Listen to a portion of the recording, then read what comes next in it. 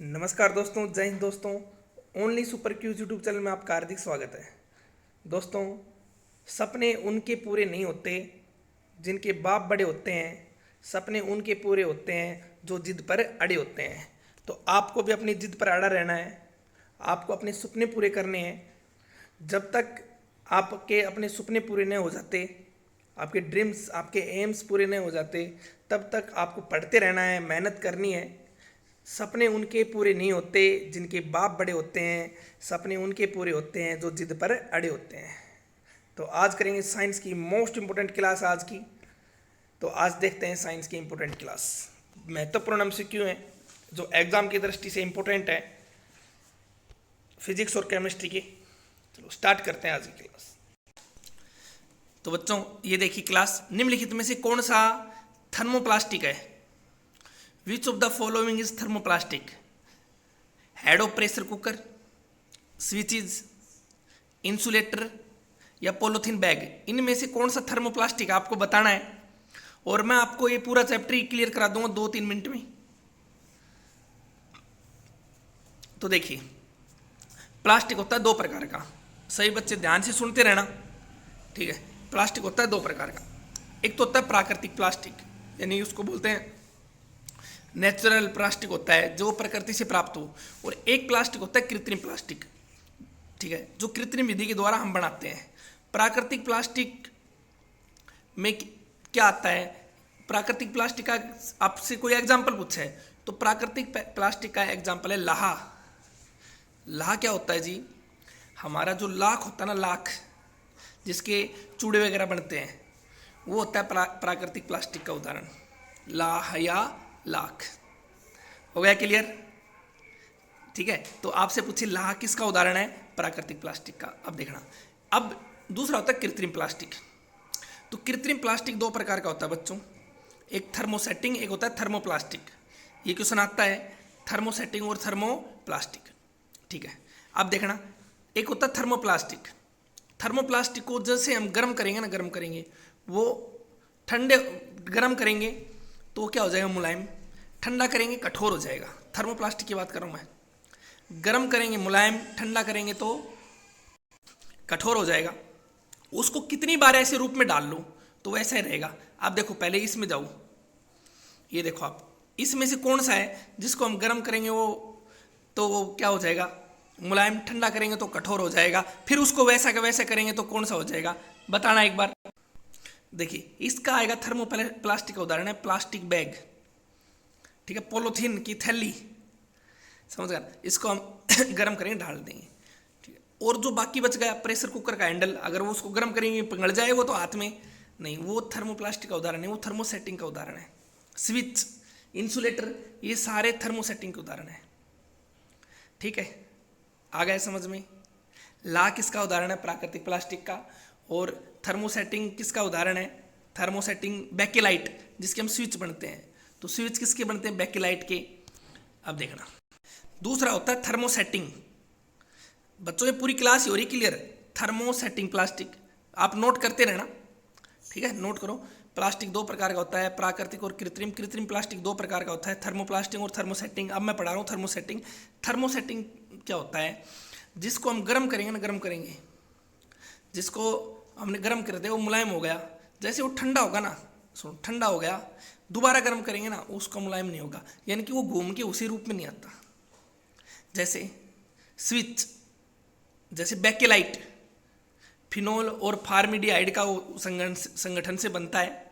इसका एकलक पूछे ना, पॉलीमर पूछे, फिनोल और फार्मिडिहाइड होता है, ठीक है। तो इसका क्या होता है? इसमें हम स्विच होता है ना, स्विच, स्विच हो गया। स्विच देखना, उसमें आग लग गई तो वो ऐसे थोड़ी पिघल के पड़ गया, नहीं। और स्विच ने पूछे तो बर्तनों का हैंडल, जैसे कुकर का हैंडल लगा लो, कुकर का हैंडल भी किसका बना होता है? यही तो होता है। एक होता है टीबी, टीबी का बॉक्स नहीं आता, जैसे टीवी में आग लग जाए तो सारा पिघल जाओ है, वो भी किसका होता है? वो कंगा, कंगा, कंगा वाला, वो भी किसका उदाहरण है? वो भी थर्मोसेटिंग का उदाहरण है। और प्लास्टिक पूछे तो बेकेलाइट, ये सारे किसके बने होते हैं? ये सारे बेकेलाइट के बने होते हैं।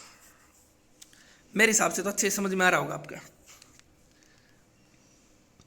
हो गया क्लियर? और बेकेलाइट के बारे में बता दूं, मनुष्य के द्वारा खोजा गया पहला प्लास्टिक या सॉरी मनुष्य के द्वारा निर्मित पहला प्लास्टिक बेकेलाइट, सन 1907 में लियो बेकेलाइट ने इसकी खोज करी थी। समझ गए? इसका प्रयोग समझ गए बर्तनों के हैंडल में, स्विच में, रेडियो के कैबिनेट में, कंघे में, और ये विद्युत का कुचालक होता है, बेड कंडक्टर होता है बच्चों। देखिए कम समय में ज़्यादा conduct, only super cues channel पर। समझ गए ना? मैंने कहा ना ये हो जाएगा क्लियर। एक होता है टेफ्लॉन, सुना है टेफ्लॉन? सुना होगा, सभी ने सुना है टेफ्लॉन। पॉलीफ्लोरोएथिलीन, पॉलीटेट्रा फ्लोरोएथिन इसका एकलक होता है। टेफ्लॉन का प्रयोग किस लिए करते हैं? नॉन स्टिक बर्तन में आता ना, टेफ्लॉन का प्रयोग करते हैं नॉन स्टिक बर्तन में, टेफ्लॉन का प्रयोग किया जाता है। और देखिए आप गाड़ी लाए और गाड़ी पे हल्का सा कपड़ा मार दो, वो धूल है ना वो हट जाती है और चमकने लग जाता है, वो भी वो होता है टेफ्लॉन का प्रयोग होता है। नेक्स्ट चलते हैं। तो प्लास्टिक के बारे में इतना हो गया, और भी हैं बहुत हैं, सजावटी टाइलों के लिए बहुत हैं। अब देखिए नेक्स्ट, देखिए ये क्लियर हो गया प्लास्टिक के बारे में। नेक्स्ट, पशु चारकोल खालिस्तान के द्वारा प्राप्त किया जाता है।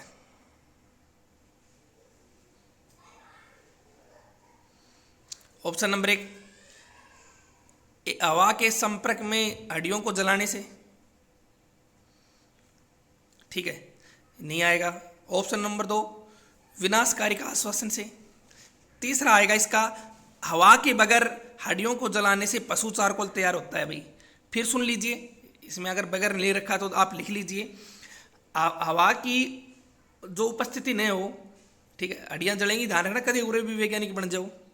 हवा के संपर्क में न होकर हड्डियों को जलाने से क्या प्राप्त होता है? पशु चारकोल प्राप्त होता है। समझ गए?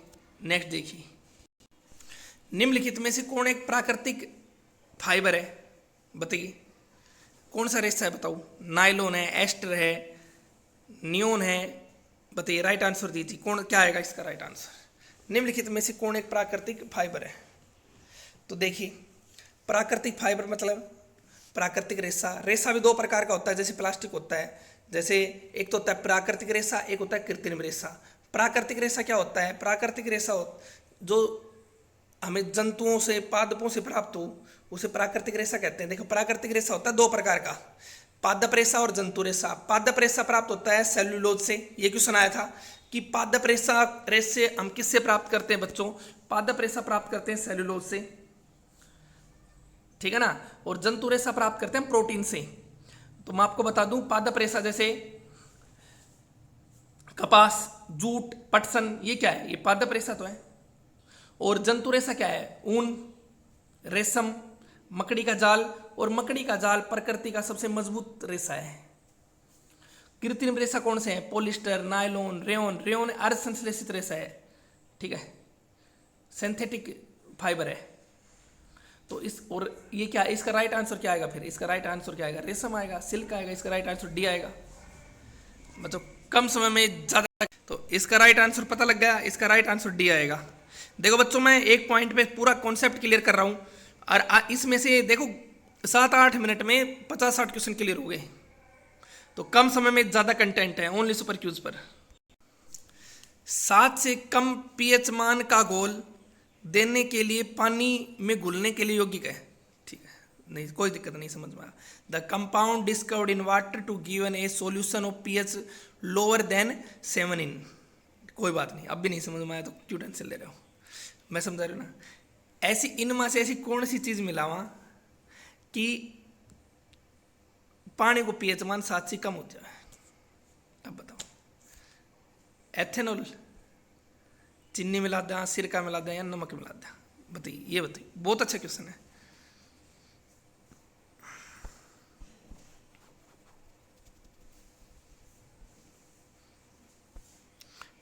विनेगर, विनेगर मतलब सिरका।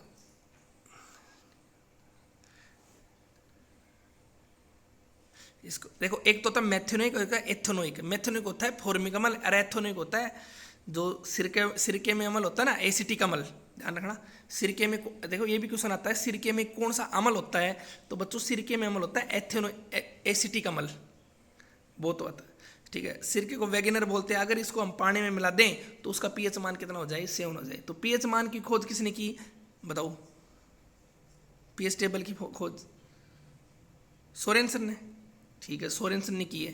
पीएच मान टेबल की खोज किसने की है? सोरेनसन ने। चलो और बताओ।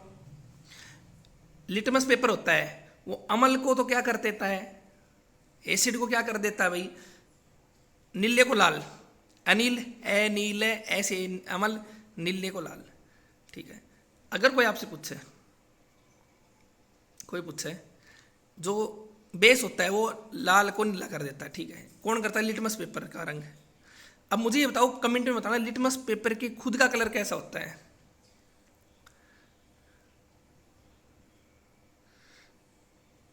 और लिटमस पेपर किससे बना होता है यही बताना। दो क्वेश्चन है, लिटमस पेपर का कलर और लिटमस पेपर किसका बना होता है। चलो नेक्स्ट देखते हैं।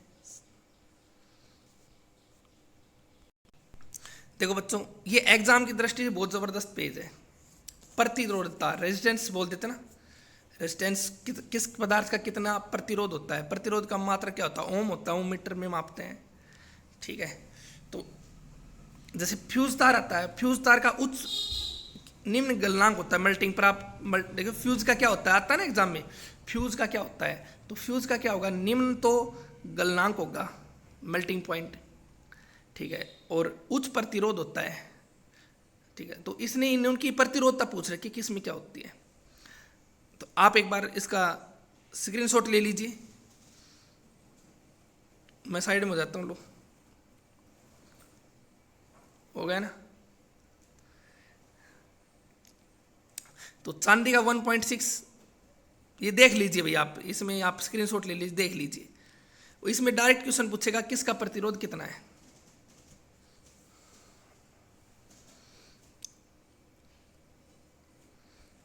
शुद्ध जल का पूछ ले, 2.5 गुणा 10 की 5 यानी 2.5 गुणा 10 की 5। टंगस्टन का, वायु हवा का पूछ ले, सोने का पूछ ले, किसका रेजिस्टेंस कितना होता है। आप देखो एक बार ये ना, ये क्या होते हैं, एक बार आप सरसरी तौर पे नज़रों में निकाल लोगे ना तो पढ़ा हुआ है, फिर याद रहेगा हाँ भाई ये हमने पढ़ा है, तो वो सही, तुक्का भी सही लगता है इन चीज़ों से। जब नहीं देखा हो तो गलत लगेगा ना बच्चों। क्लास जबरदस्त है, अभी तो चल रही है, देखिए क्लास कितनी जबरदस्त चलेंगी। अभी तो नॉर्मल क्वेश्चन है ही नहीं, सब एग्जाम लैंग्वेज आएगी। नेक्स्ट देखिए, हो गया। पित्तल का देख लीजिए, सोने का देख लीजिए, शुद्ध जल का, टंगस्टन का 5.6 गुणा 10 की 8, ठीक है।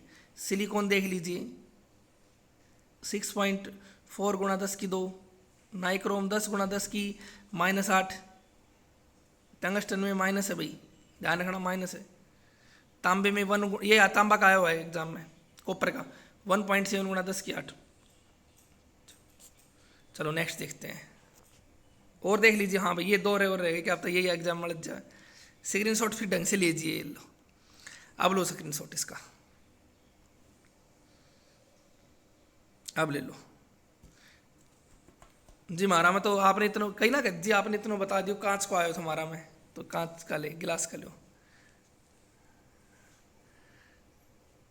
ठीक है। नेक्स्ट देखिए, हो गया, बिल्कुल ईजी है, नए के बराबर है।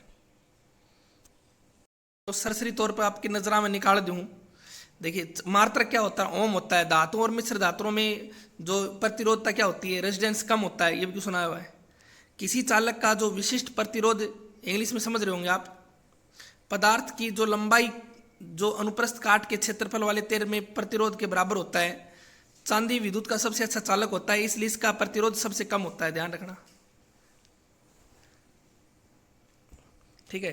चालक की लंबाई में वृद्धि होने पर उसकी प्रतिरोधता, रेजिस्टेंस क्या हो जाती है, बढ़ जाती है। चालक का प्रतिरोध पदार्थ की प्रकृति पर निर्भर करता है।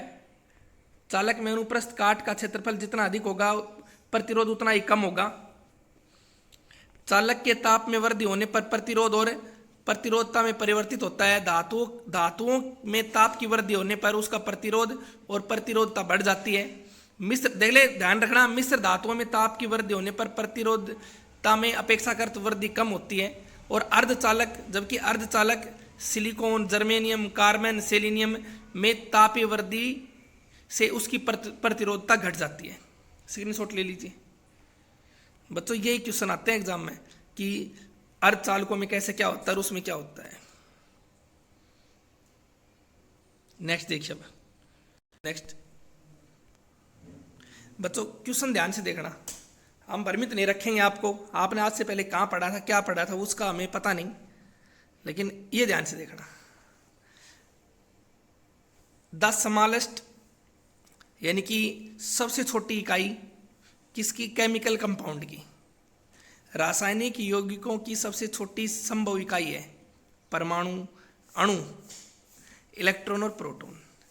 जो कई ना रही वन लाइनर होते ना, कुछ भी हो वन लाइनर पढ़ना, बाढ़ में जाए दुनियादारी, तो वो क्या करेंगे मुझे पता है क्या करेंगे, लेकिन वो करेंगे वो नहीं होगा।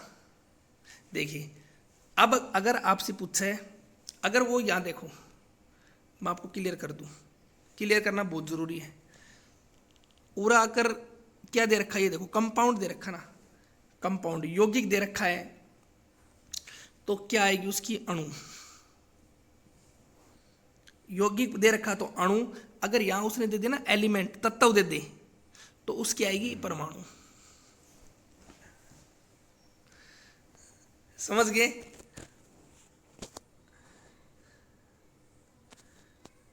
समझ गए होंगे आप। अगर यौगिक की सबसे छोटी पूछे तो अणु, और तत्व की सबसे छोटी पूछे तो परमाणु। ध्यान रखना, ये क्वेश्चन मोस्ट इंपोर्टेंट है। कई बार पूछ ले कि तत्व की सबसे छोटी इकाई कौन सी है, परमाणु। कई बार आपसे पूछ ले यौगिक की सबसे, ये पूछ रखा है कई बार कि आपके सामने पूछ रखा है कि यौगिक की सबसे छोटी कौन सी है, भाई अणु। देख लिया।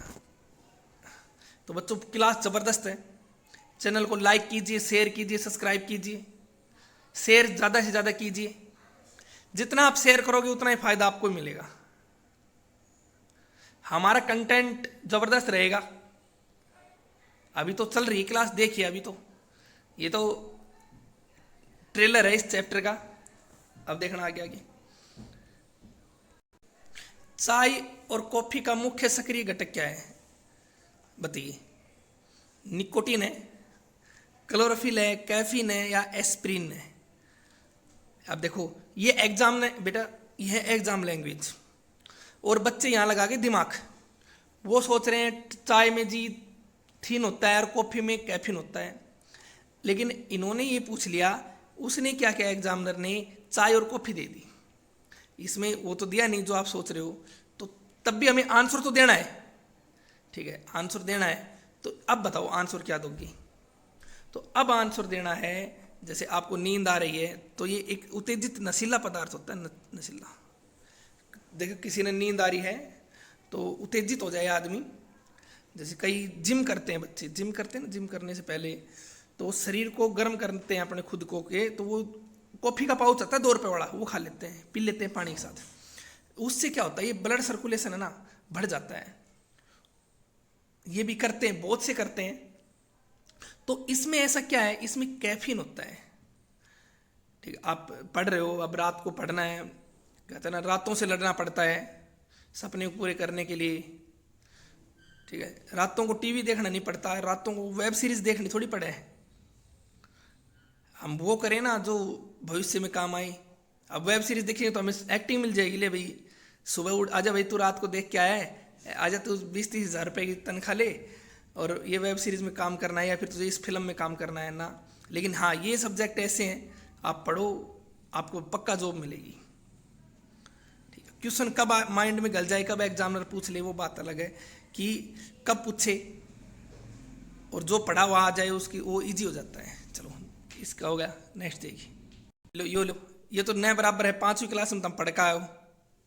दहन विश्लेषण में ऑक्सीजन की मात्रा किस विधि के द्वारा निर्धारित की जाती है? द अमाउंट ऑफ ऑक्सीजन होता है, जो कॉम्बिनेशन होता है, यानी कि एनालिसिस, किसका एनालिसिस, जो उसको निर्धारित करता है, बताइए। डिटरमाइंस बाय मेथड ऑफ, कौन सा? इंग्लिश में देख लो, इंग्लिश में जल्दी समझ में आओगे। उत्पाद, डिफरेंस, एडिशन या डिवीजन पढ़ रखा है बहुत, छठी क्लास में या ना पढ़, कोई बात ना। दहन विश्लेषण, डिफरेंशिएशन, अंतर आएगा इसका राइट आंसर। 6th क्लास का क्वेश्चन है। और मैं आपको बता दूं, पहले अपन को क्या करता है ना, साइंस के लिए क्या पढ़ें क्या नहीं। पहले नु क्या करता है, छठी से 10वीं तक साइंस पढ़ लो। अब मैं कह रहा हूँ 8वीं से +2 तक पढ़ो। वे 2 क्लास घटा दो, ये 2 क्लास बढ़ा दो, अगर आपको वाक्य में लेवल चाहिए जो पढ़ा हुआ आना चाहिए। चलो नेक्स्ट देखिए, ये देखो एग्जामिनर ने क्या पूछा, इलायची के तेल का मुख्य रासायनिक घटक जो इस तेल के स्वाद के लिए जिम्मेदार है, बताओ। इलायची के तेल में पिया इलायची का तेल, रिफाइंड लियो है या सिरसों का, बस। इलायची के तेल में क्या होता है, बिल्कुल ईजी है, क्यों टाइम वेस्ट करना इस पे, बिल्कुल इतना इजी क्वेश्चन है। इलायची के तेल में जो उसका स्वाद के लिए जिम्मेदार है, उसका राइट आंसर क्या आएगा, सिनेल आएगा। बच्चों नोट करते रहिए क्वेश्चन। देखो ऐसे क्वेश्चन भी बहुत फेमस है। एकल आइसोटोप वाले परमाणु का उदाहरण दीजिए।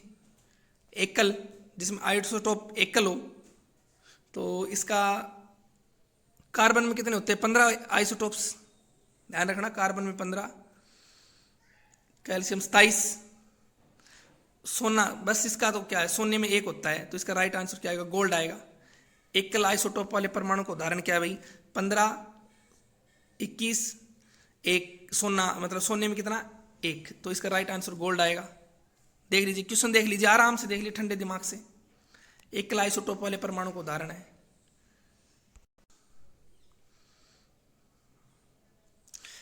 किस, देखिए अमल जिसे एक कृत्रिम निंद्रावस्था के रूप में इस्तेमाल किया जाता है, बताओ।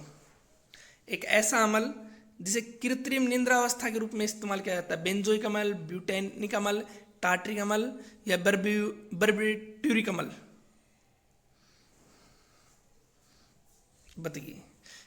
ऐसा अमल जिसे कृत्रिम निंद्रावस्था के रूप में इस्तेमाल किया जाता है।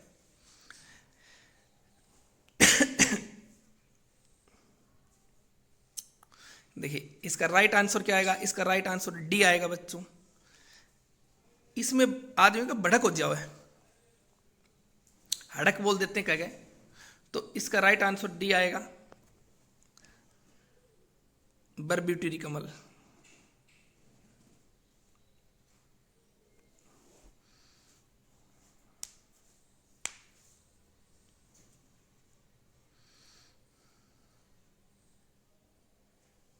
ठीक है, इसमें निंद्रावस्था के रूप में इस्तेमाल करना पड़ा है। इसमें क्या होगा कि आदमी ने बैठ कर लाग जाओ भाई, आएगो अचानक ना हो जाए कि मैं कोई चीज़ भी को नहीं, जब भी बैठ के है, तो इसमें वह दिक्कत आने लग जाओ है।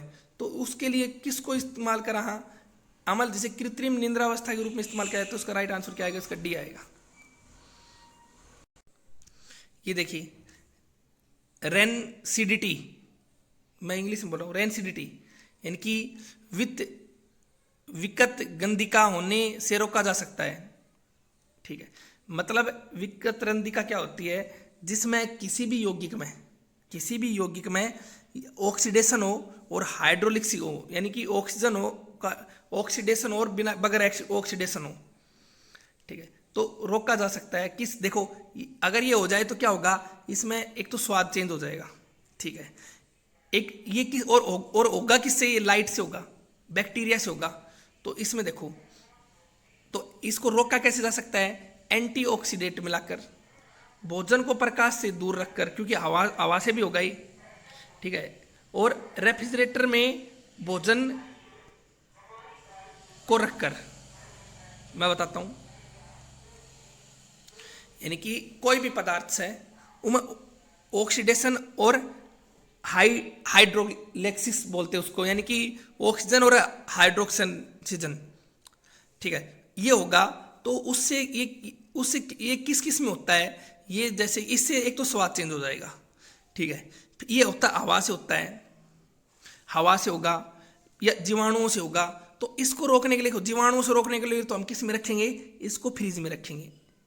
स्वाद चेंज होगा तो अगर स्वाद चेंज होगा तो इसमें क्या मिला कर, एंटीऑक्सीडेंट मिला के रखेंगे। समझ में आ रहा है।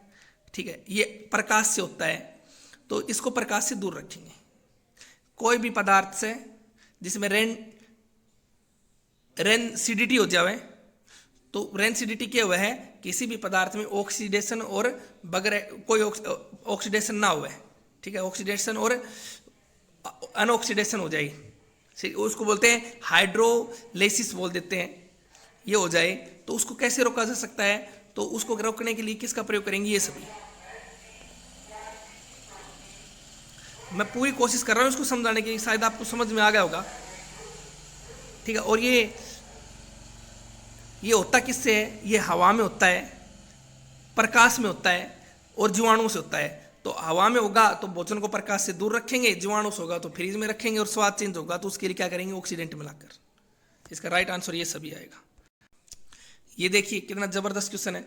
दो नए यौगिकों को बनाने के लिए दो यौगिकों के आयनों की प्रतिक्रिया को क्या कहा जाता है, विस्थापन प्रक्रिया डिस्प्लेसमेंट रिएक्शन कहते हैं, कॉम्बिनेशन रिएक्शन कहते हैं, डबल डिस्प्लेसमेंट रिएक्शन कहते हैं। बिल्कुल इजी है, क्यों टाइम वेस्ट किया। दो नए कंपाउंडों को बनाने के लिए दो यौगिक आयनों की प्रतिक्रिया क्या कहलाती है भाई, डबल डिस्प्लेसमेंट रिएक्शन, यानी कि दोहरी विस्थापन प्रतिक्रिया। नेक्स्ट देखिए, ये भी आया क्वेश्चन है, इजी क्वेश्चन है, करिए। निम्नलिखित में से कौन एक कार्बनिक खनिज है, एम्बर है, हॉर्नब्लेट है, एनगाइट है या एनगलीमी है, बताइए इनमें से कौन सा एक कार्बनिक खनिज है। बच्चों आया क्वेश्चन है, देखो इतना इन क्वेश्चनों पे तो टाइम लेना ही नहीं, और ऐसे क्वेश्चन एग्जाम में आते हैं। एम्बर आएगा इसका राइट आंसर, ए आएगा। नेक्स्ट ये देखिए, आवर्त सारणी में सिंथेटिक तत्वों की संख्या कितनी है। सिंथेटिक मतलब समझ गए होंगे, कृत्रिम तत्वों की संख्या कितनी है, 18, 22, 24, 26। तो जो पीरियोडिक टेबल है उसमें सिंथेटिक तत्वों की संख्या कहाँ से भाई, उसमें है 95 से 118, यानी कि टोटल कितने, 26। इसका राइट आंसर क्या आएगा, 26 आएगा। आवर्त सारणी में से क्वेश्चन आता है बच्चों, पीरियोडिक टेबल में से क्वेश्चन आता है, तो आपको पढ़ना पड़ेगा, पूरी टेबल याद करके जाना है एग्जाम में, ठीक है। इसका एटॉमिक नंबर पूछता है एग्जामिनर। बहुत आजकल ऐसे ऐसे बच्चों को घुमाने की कोशिश करेगा, वो आपको माइंड देखता है बच्चा क्वेश्चन को किस तरीके से पकड़ता है। आपके सामने कोई केस आ गया, वो आप किस तरीके से हैंडल करते हो, वो जल्दी सॉल्यूशन आ जाए, इसलिए आपको आपके सामने क्वेश्चन भी घुमा के पूछे जाते हैं, ठीक है। तो इसका राइट आंसर क्या आएगा, 26 आएगा। बहुत इजी क्वेश्चन है।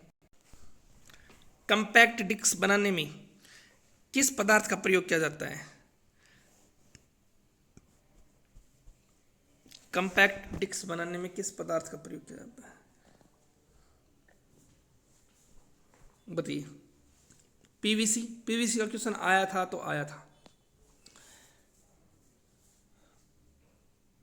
Polythene, पॉलीमाइड्स, polycarbonate.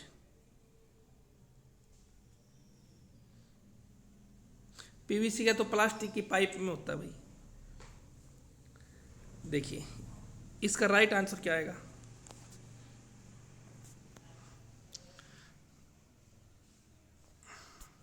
इसका पॉलीकार्बोनेट आएगा बच्चों।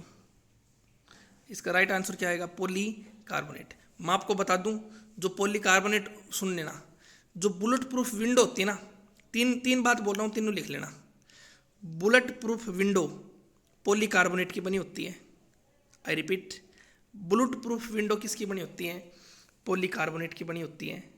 दूसरा मैं आपको बता रहा हूँ, जो बुलेट प्रूफ गिलास होते हैं, ये क्वेश्चन आया हुआ है, आपका वहाँ भी भरोगा जी, आयोडा है।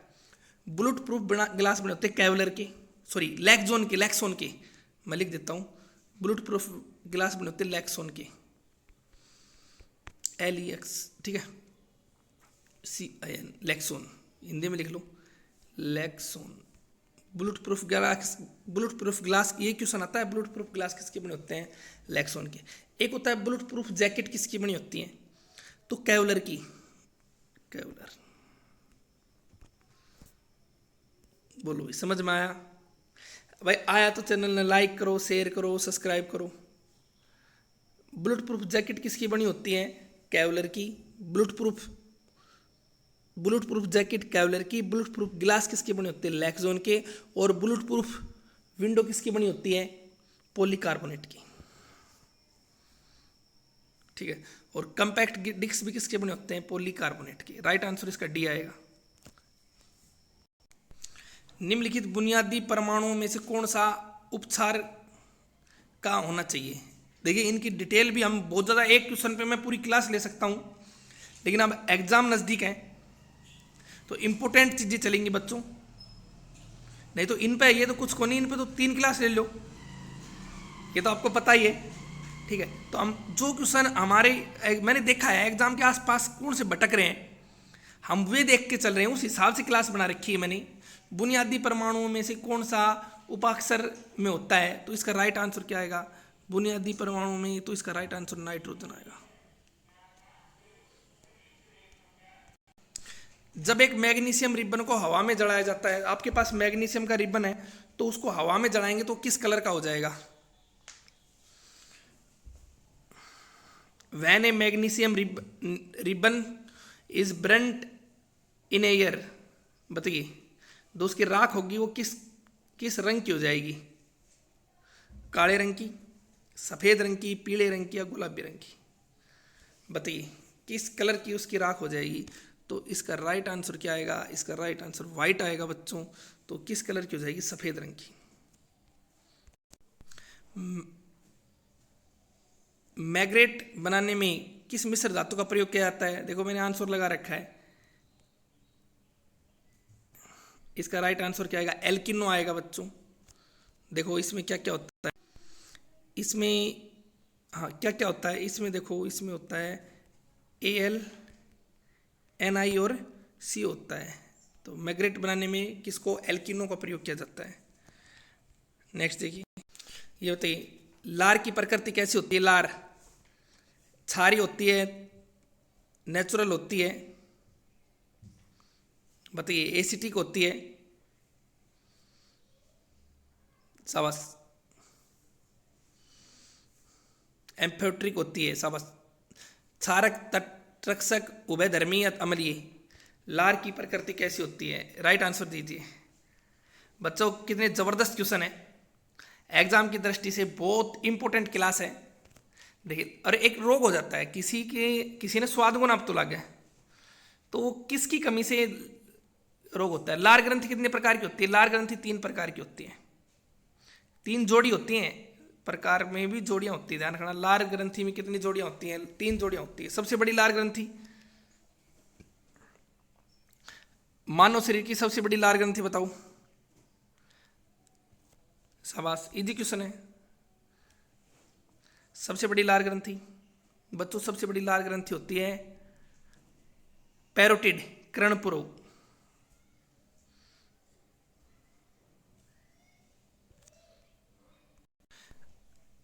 पैरोटिड हो गया। सबसे छोटी लार ग्रंथि, शाबाश, सबसे छोटी लार ग्रंथि बताओ। सबलिंगुअल होती है, सबलिंगुअल, ठीक है। सबसे छोटी अधोजीव्या बोल देते हैं सबलिंगुअल। सबसे बड़ी पैरोटिड कर्णपुरो बोल देते हैं अधोजीव्या, सबलिंगुअल, ठीक है। लार ग्रंथि कितने प्रकार की होती है? 3। एक होता है सब मैंडिबुलर, ठीक है। अब मैंने एक क्वेश्चन पूछा था आपसे, 3 जोड़ी होती हैं, 3 जोड़ी होती हैं लार ग्रंथि, 3 प्रकार की, 3 जोड़ी। एक मैंने क्वेश्चन पूछा था, क्वेश्चन मेरा ये था कि कई बार स्वाद की पहचान को पता न लग गए, वो कौन सी बीमारी हो जाती है? वो होता है डाइजेसिया, जिंक की कमी से। जिंक की कमी से डाइजेसिया नामक बीमारी हो जाती है बच्चों, ठीक है। स्टार्च का पाचन कौन करता है? टाइलिन आता है ना, ये तो बहुत पुराना क्वेश्चन है, फेमस क्वेश्चन है। स्टार्च का पाचन कौन करता है? चलिए नेक्स्ट, मलेरिया रोधी दवा बनाने के लिए किसका प्रयोग किया जाता है? एस्प्रिन का, क्लोरोक्लीन का, हाइड्रोक्लोरोनिन का या नियोप्रीन का?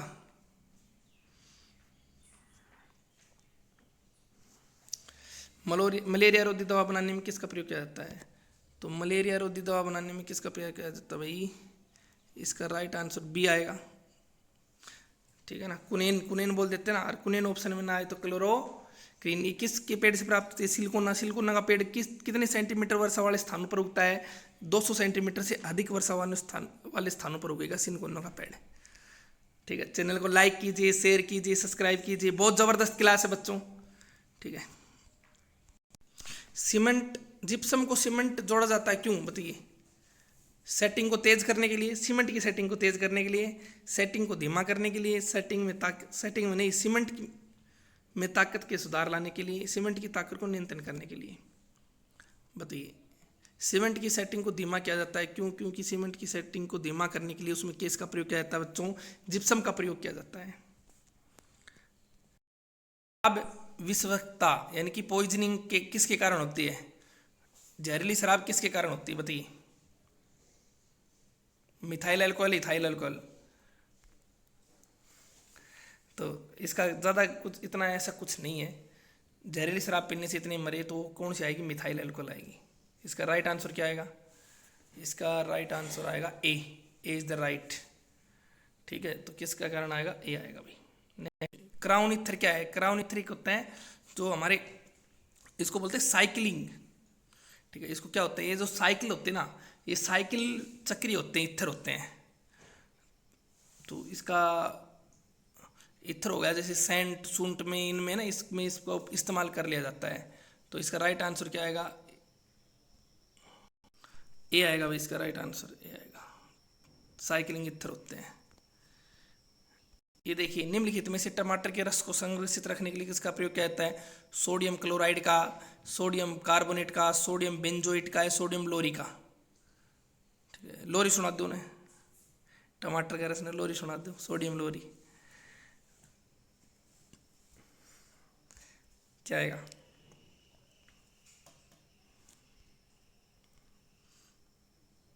सोडियम बेंजोइट आएगा। नेक्स्ट देखिए, पॉलीमेटेलिट नोडुल्स पीएमएन मुख्य रूप से क्या होता है? ये बिल्कुल जो ये समुद्र तल के नीचे से निकाल के लाना, क्या? मैग्नीज। एमएन, एमएन क्या होता है भाई? एमएन देखो, इसमें दो ऑप्शन एक से दे दिए, इसमें कंफ्यूज नहीं होना। इसमें आएगा मैग्नीज आएगा। ठीक है, इसको एक को मैग्नीज कर लीजिए, इसको मैग्नीज कर लो, सी वाले को। ठीक है, एमएन कर लो। तो समुद्र तल पॉलीमेटेलिक नोडुल्स खालिस्तान के रूप में जाने जाते हैं। इन मुख्य रूप से होता है इसमें मैग्नीशियम, समुद्र तल के नीचे मिलते हैं। देखो कितना क्वेश्चन घुमा के दे दिए इन्होंने। आवर्त सारणी में कार्बन समूह में नहीं आता। देखो, आवर्त सारणी में तो आता है, लेकिन जो कार्बन समूह में नहीं आता। देखो, कार्बन समूह में क्या आता है? कार्बन आएगा, पीबी आएगा, ठीक है, सिलिकॉन आएगा, जर्मेनियम आएगा और टीन आएगा, एसन आएगा। ये तो कार्बन समूह में आ गई। इसमें क्या आएगा? सेलेनियम नहीं आएगा। तो इसका राइट आंसर क्या आएगा? इसका राइट आंसर डी आएगा। देखो बच्चों, क्वेश्चन को पढ़ो और चैनल को लाइक कीजिए, शेयर कीजिए, सब्सक्राइब कीजिए। कम समय में ज़्यादा कंटेंट, ओनली सुपर क्यूज पर। और एग्जाम लैंग्वेज पढ़ा रहे हैं। एग्जाम का समय हम भी जी बता सकते थे, ये बायो में ये ले लो, ये ले लो, कुछ नहीं रखा इन चीज़ों में। क्वेश्चन ऐसे आ रहे हैं तो हम ऐसे पढ़ेंगे। और इजी क्वेश्चन तो आपको याद भी है, आप कर भी दोगे। टफ हम पढ़ा रहे हैं, इजी आपको याद है, तो सिलेक्शन पक्का होगा। तो जितना शेयर करना चाहते हो करिए इस क्लास को, बहुत इंपॉर्टेंट क्लास है ये। कोबाल्ट ऑक्साइड का उपयोग किस रंग के गिलास बनाने में किया जाता है? बताइए, किस रंग के गिलास बनाने में कोबाल्ट ऑक्साइड का उपयोग किया जाता है? कोबाल्ट ऑक्साइड का उपयोग किस रंग के गिलास बनाने में किया जाता है? बताओ। ये क्वेश्चन देखो कितना अच्छा क्वेश्चन आते हैं ना। एक टेबल सी लगी रहती है, कोई भी बुक देख लीजिए आप जिसमें पढ़ रहे हो, लूसेंट, अरिहंत, उसमें आता है कौन सा कलर का गिलास। लेकिन हम गौर नहीं करते। गौर क्यों करेंगे हम? एग्जामिनर करेगा गौर। एग्जामिनर इतने वो नहीं है कि सेम क्वेश्चन दे दे, वो घुमा के देगा। आप और हम में से तो बनते हैं एग्जामिनर भी। तो हमें पता है बच्चे को क्या याद है क्या नहीं, तो वैसे ही पूछेंगे। आजकल की जो नई पीढ़ी है वो, उसको तो पता है क्या बच्चा पढ़ रहा है क्या नहीं। तो इसका राइट आंसर क्या आएगा? इसका आएगा ब्लू, नीला आएगा।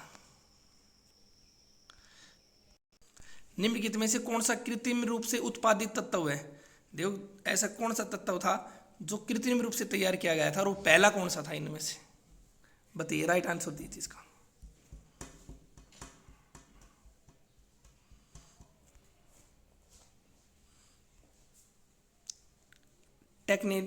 टेक्नेटियम। इसका राइट आंसर क्या आएगा? सी आएगा, टेक्नेटियम। कितना इजी क्वेश्चन है। एलगमन, ठीक है, किस मिश्र धातु के रूप में प्रयोग किया जाने वाला शब्द है। बच्चों कितना जबरदस्त क्वेश्चन है, देखिए। तो इसका राइट आंसर क्या आएगा, इसका बहुत इजी आंसर है। इसका राइट आंसर क्या आएगा, पारा आएगा, पारा। एलगमन किस धातु के रूप में प्रयोग किया जाता है, एलगमन, इसका राइट आंसर पारा आएगा बच्चों। तो अब मैं आपको बता दूं कि हमने पेड़ के कोर्स चला रखा है, टेलीग्राम पर है, उस पर आपकी 100 रुपये फीस है। 100 रुपये भी गौशाला की पर्ची। आप अपने नियर बाई जिस गौशाला में रहते हो, गौशाला के पास रहते हो, ठीक है ना, गौशाला के पास रहते हो, कोई भी नियर बाई गौशाला के पास रहते हो, ठीक है, तो वहाँ जाके आप एक 100 रुपये की पर्ची कटा के हमें व्हाट्सअप कर दीजिए। तो हमारे नंबर है 9671747892 9671747892। हम आपको उस ग्रुप में ऐड कर देंगे।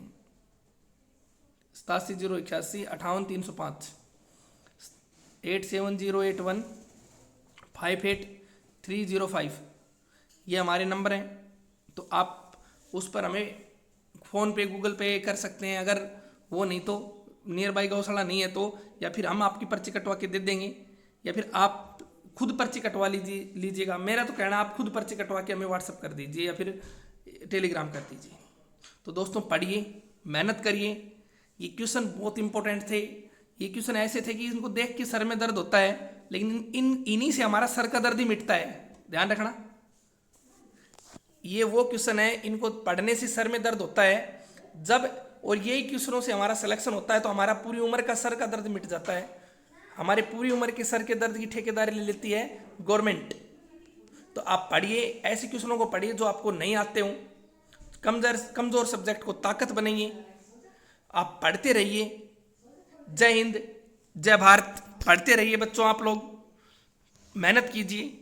तो इसका राइट आंसर पता लग गया, बी है। तो टेलीग्राम ग्रुप से जुड़िए, अपने सब्जेक्ट को मजबूत करिए। जय हिंद, जय भारत।